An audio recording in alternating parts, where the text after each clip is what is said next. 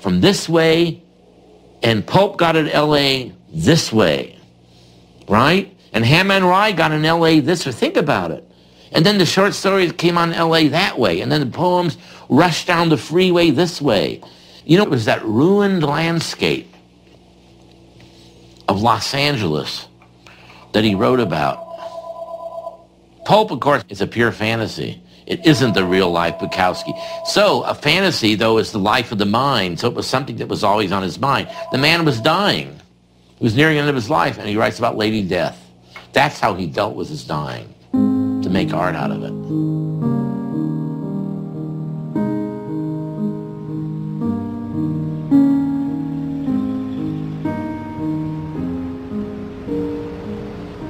It had been a long haul, and it was coming to the end. And he was in and out of consciousness in the room at the hospital.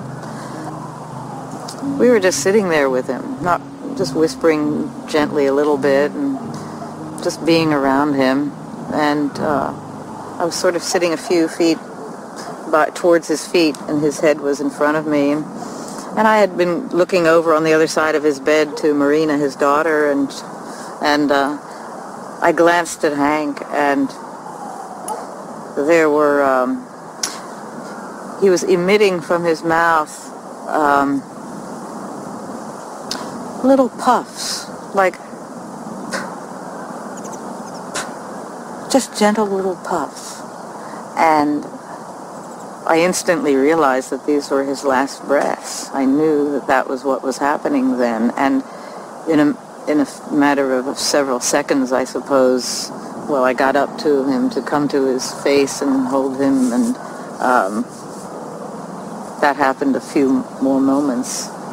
And then he left. And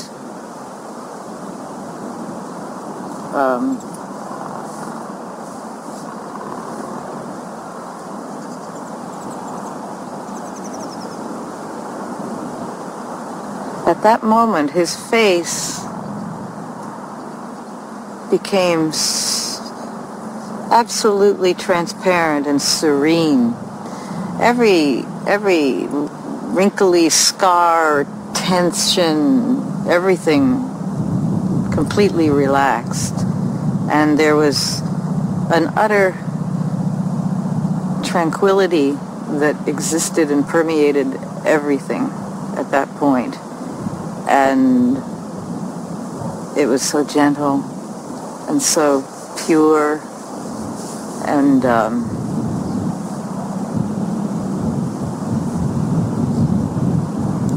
he had a smooth face like a newborn baby.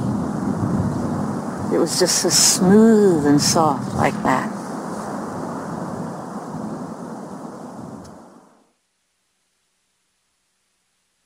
There's a bluebird in my heart that wants to get out, but I'm too tough for him. I say stay in there. I'm not going to let anybody see you.